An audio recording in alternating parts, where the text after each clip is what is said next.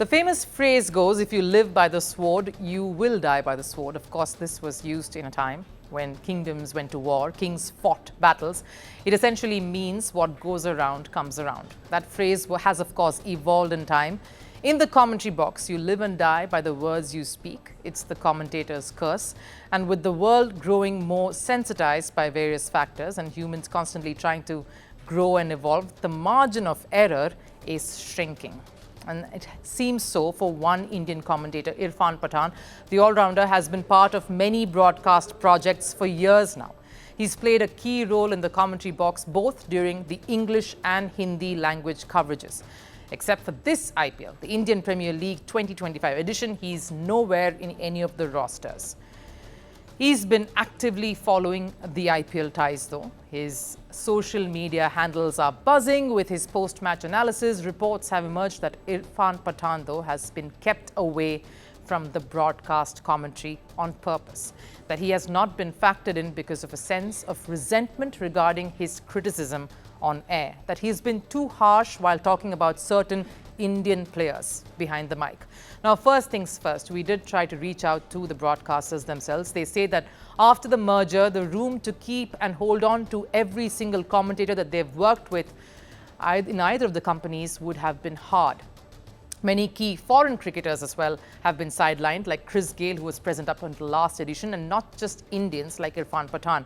But to be honest, this isn't the first time a broadcaster has been asked to be axed from their has been asked to axe a commentator from their schedule. It happened with Harsha Bhogle post him criticizing the pitch at Nagpur during an international fixture. It happened, of course, with Sanjay Manjrekar later after he called Indian cricketer Ravindra Jadeja a bits and pieces cricketer.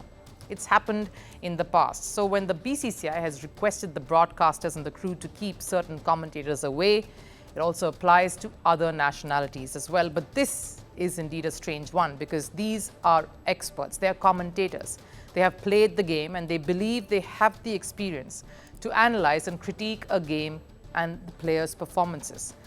The kind of questions Michael Atherton and Nasser Hussain, for example, asked the England captains, no less, are blood-curdling. They are brutal and can be very probing when the situation demands it. Like when England got knocked out of the Champions Trophy just recently, Indian commentators have been very harsh and blatantly bold as well. We've seen the likes of Sunil Gavaskar and Ravi Shastri unabashedly critiquing the Indian players, especially in the recent past.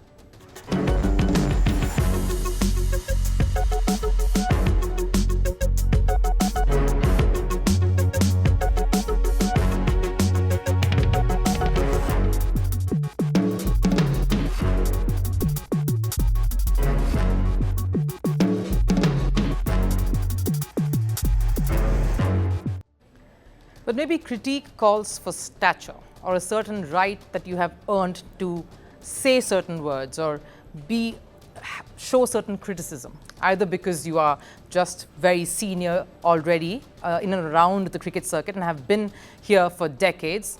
You're already a legend of the sport, so you can get away with being very sharp and overcritical, as is the case with Sunil Gavaskar, or Sunny G as he's called. Or you've been around the bunch itself, the Indian players as a coach, overseen them, been their guide, mentor and friend, been with them through their lows and of course taken them to monumental highs, like Ravi Shastri, who was part of the Indian squad till a while back. So then you have that unsaid liberty to punish with your words and get away with it. Maybe Irfan Pathan has some distance. And of course, that matters here because he can get away with being very honest. He can't really get away with being very honest behind the mic. But the bigger issue for his absence, supposedly, is that he's letting his personal grudges into the game through his commentary. And that's determining his analysis. And that anywhere is not correct, if true. Of course, I did try to reach out to Irfan Pathan to check in and also see if he wished to clarify. Maybe all he wants to do is wait for the storm clouds to pass. Everything heals with time. And in a world of social media where the attention span is minimal, maybe this will be forgotten soon enough.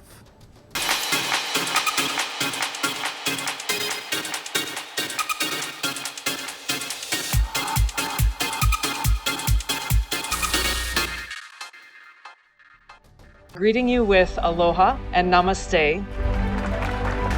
No, I love India. Presence, occupation of a territory by another country pertains to India, what we saw in Kashmir.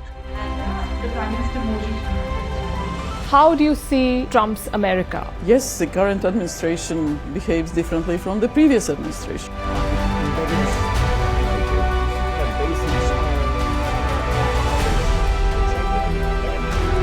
Are you saying that there are foreign powers who are trying to bring down the current government in Syria? Exactly. Iran, maybe Russia too. Prime Minister Modi committed to South-South, cooperation. Not over 50%. Is Ukraine prepared to pay the price for that peace? No compromises at the cost of territorial integrity and sovereignty.